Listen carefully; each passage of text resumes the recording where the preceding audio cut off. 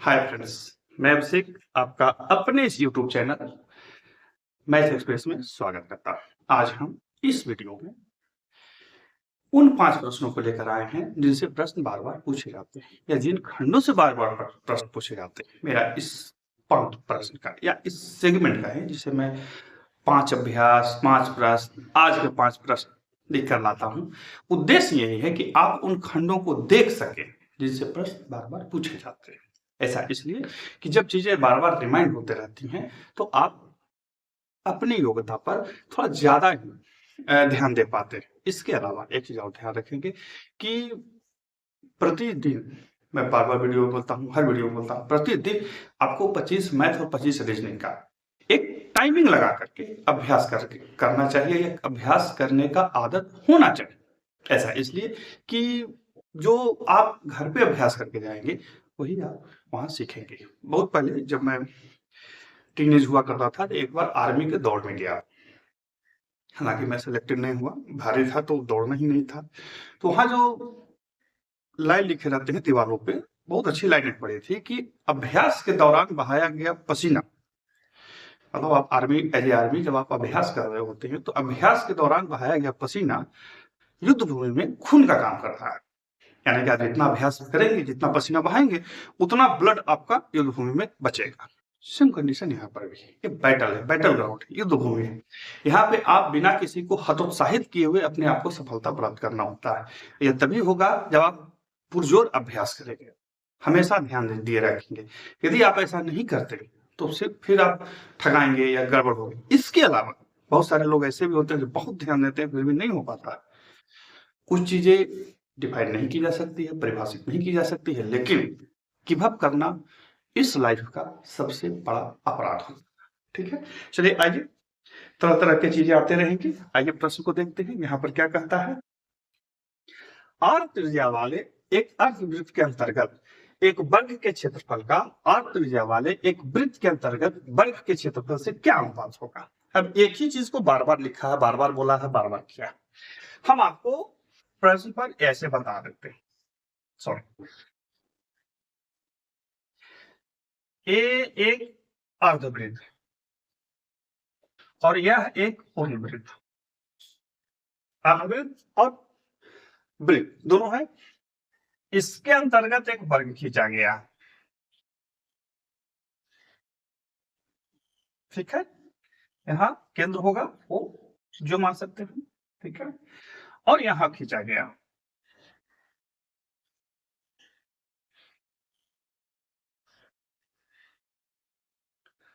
होना तो ऐसा नहीं चाहिए, यहाँ होना तो यहाँ ऐसे चाहिए कि ये वृत्त यहाँ से गुजर जाए। चलिए हम यहीं से गुजर देते हैं।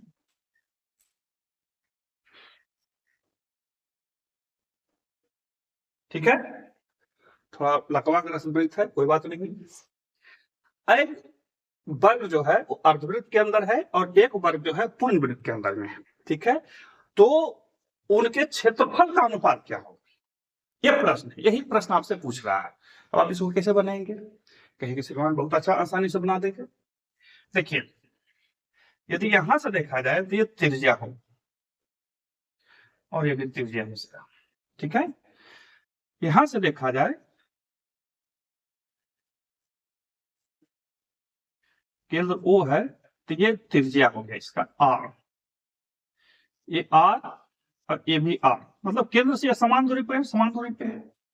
वर्ग का जो क्षेत्रफल होता है वो होता है भुजा स्क्वायर, भुजा स्क्वायर। यदि भुजा को A मान लिया जाए तो इसका A स्क्वायर होगा, इसको भी A मान लेंगे तो A स्क्वायर होगा।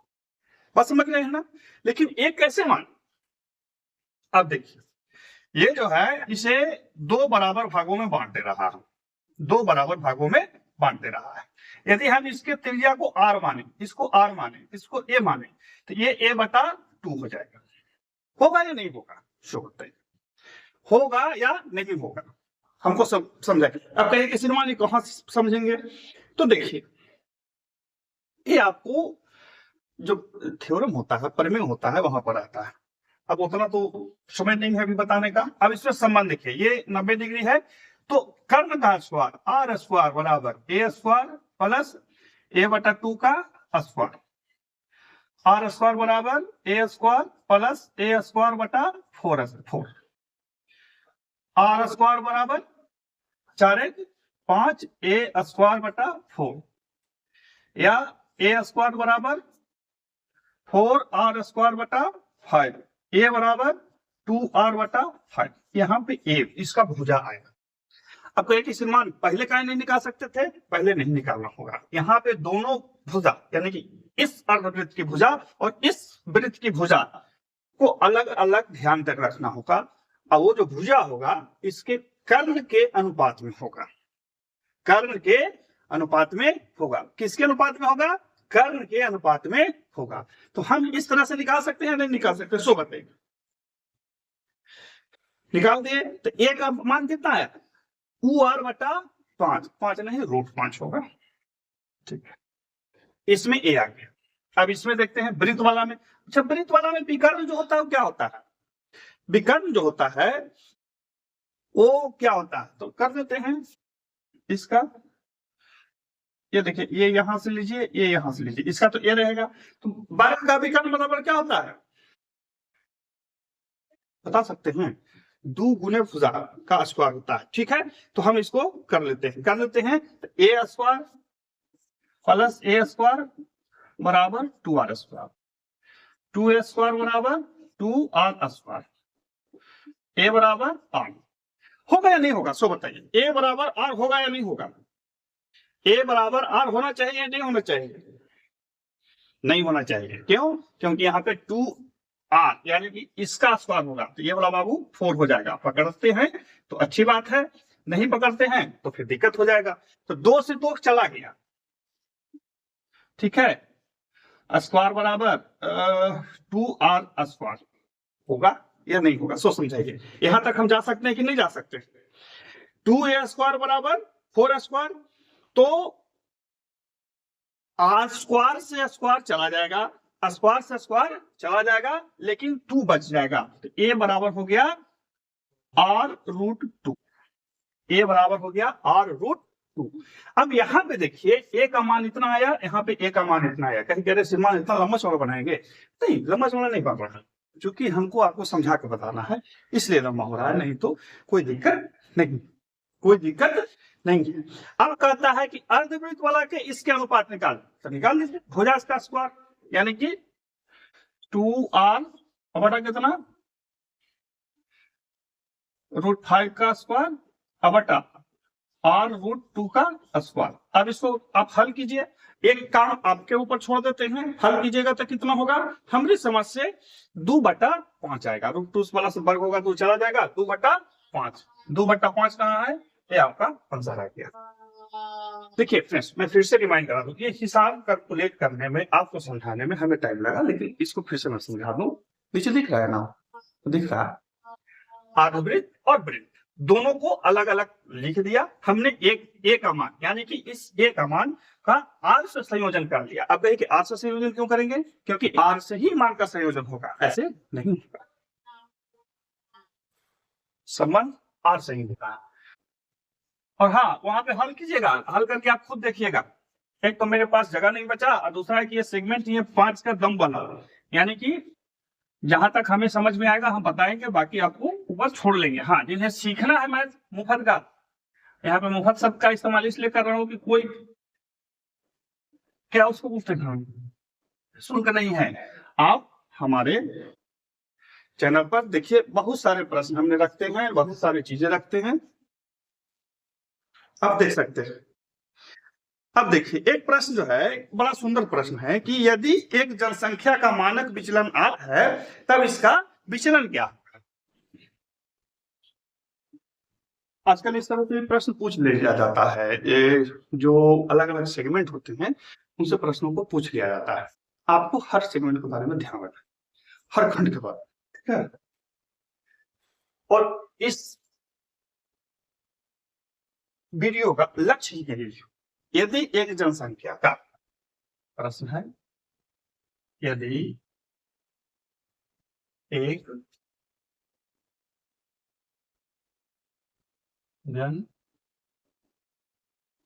जनसंख्या का मानक विचलन 8 है, 8 है, तब इसका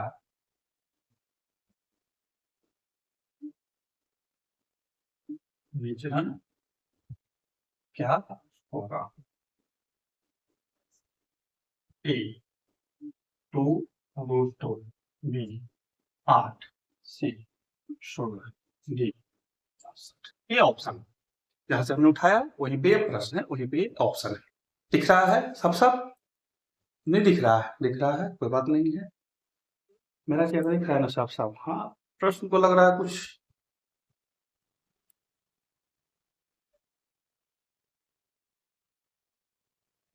ठीक। देखिए नियम क्या है, इसका सूत्र क्या है? मानक विचलन बराबर, ठीक है, मानक विचलन बराबर अंडर रूट विचलन। मानक सूत्र है मानक विचलन बराबर अंडर रूट विचलन। मानक विचलन बराबर अंडर रूट विचलन। तो मानक विचलन 8 है, तो बराबर अंडर रूट विचलन, इसलिए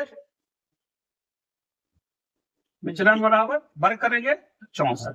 आपका आंसर है। ये सूत्र फ्रेंड्स, ये क्या है? सूत्र है। अब इसी सूत्र पे हमने हिसाब को बनाना। अब ये इस चीज को ध्यान रखेंगे, सोचिए कितना छोटा है और आप गड़बड़ा जाएंगे तो दिक्कत हो जाएगा तो अलग झमेला है, उन्हें नहीं देना है। ठीक है, कहीं कोई समस्या नहीं ना है? मैं बार बार स्क्रीन पे देख रहा हूँ, लग रहा है कि ठीक से दिख रहा है कि नहीं। ब्लू वाला थोड़ा सा कम दिखता है, डिजिटल बोर्ड में रखता नहीं।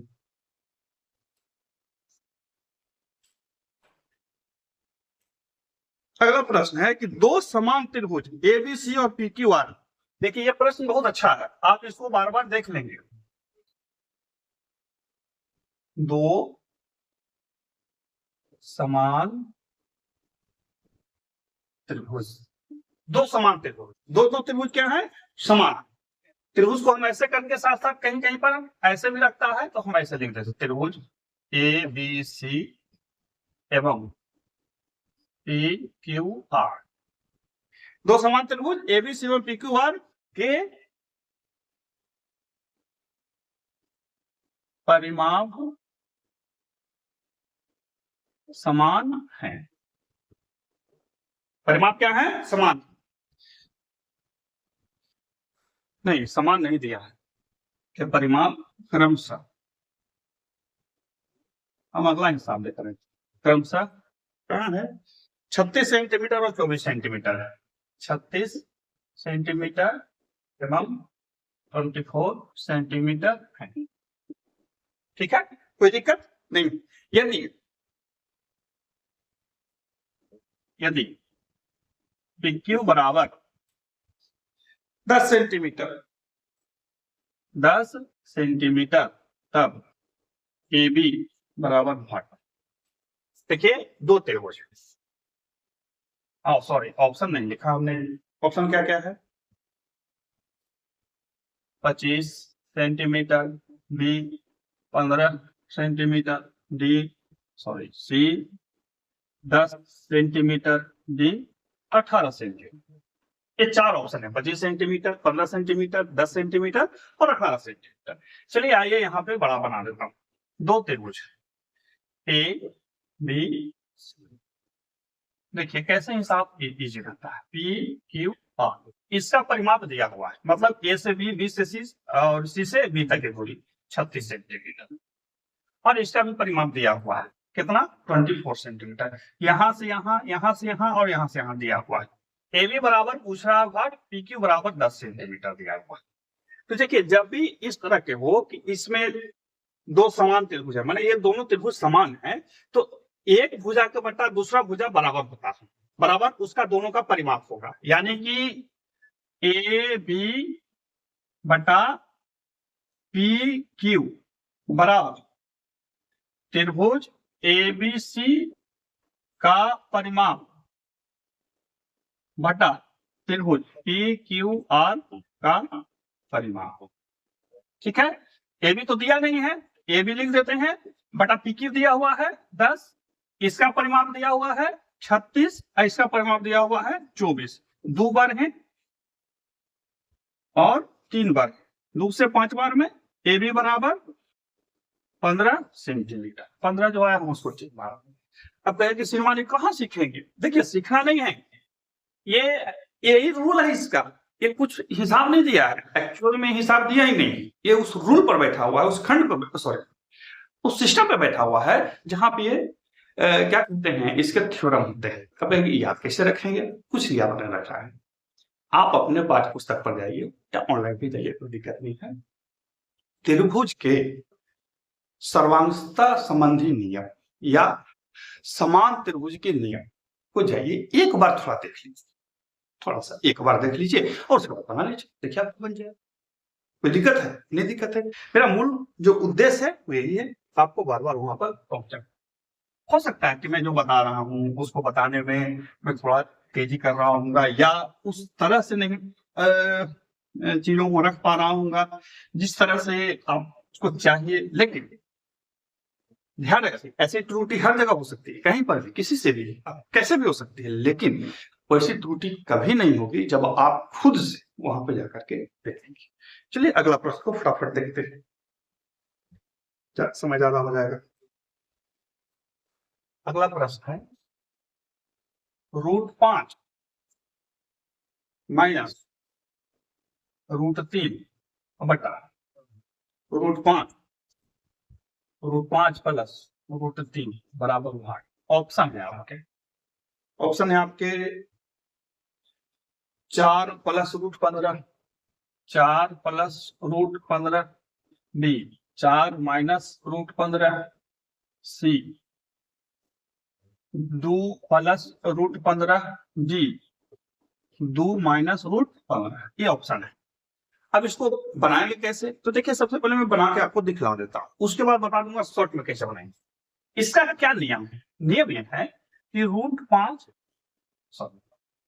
माइनस √3 बटा √5 प्लस √3 गुण इसके विपरीत चिन्ह से, यदि यहाँ प्लस है तो माइनस है, माइनस है तो प्लस है, ऊपर नीचे गुणा कर देंगे। √5 माइनस √3 बटा √5 माइनस √3 गुणा कर देंगे। तो ये हो गया a माइनस बी का होल स्क्वायर पर, ये हो गया a square minus B square पर। ये जो बैठा वो बैठा a माइनस बी का होल स्क्वायर, देखिए दोनों समान है, और ये बैठा a square minus B square. अब इसी सूत्र पर बैठा देते हैं। इसका सूत्र क्या होता है? a square minus 2 ab plus B square बटा a स्क्वायर, यानी कि 5 घटाओ, बन गया 5 प्लस, सॉरी माइनस है तो माइनस 2√15 प्लस 3 बटा 2, 5 में से 3 गया 2, 5 3 8 माइनस 2√15 बटा 2, 2 कॉमन ले लीजिए तो 4 माइनस √15 बटा 2, 2 से 2 कट गया, 4 माइनस √15, 4 माइनस √15। तो ये तो थ्योरी था, तरीका था, इस तरह से बनाएंगे। शॉर्ट में कैसे बनाएंगे? कुछ नहीं करना है। देखिए डिफरेंस कितना हो रहा है? 2। डिफरेंस कितना हो रहा है? 2। 5 3 8, यानी कि अब 4 रहेगा, 2 नहीं रहेगा। 5 3 15, 5 3 15, तो हो गया 4 माइनस 15, लेकिन प्लस रहेगा कि माइनस? तो जो ऊपर में चिन्ह है वही वाला रहेगा। यहाँ प्लस रहता तो ये वाला होता, माइनस है तो ये वाला है। इस तरह से प्रश्न बनती है, इसको ध्यान रखें।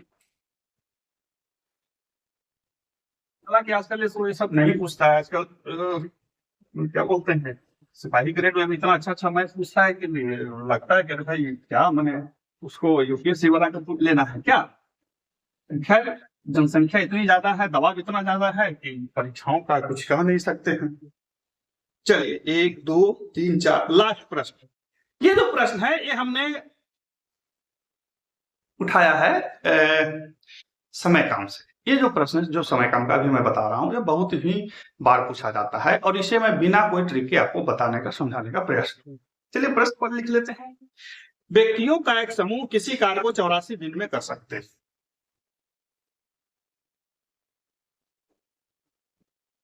व्यक्तियों का एक समूह किसी कार्य को 84 दिन में कर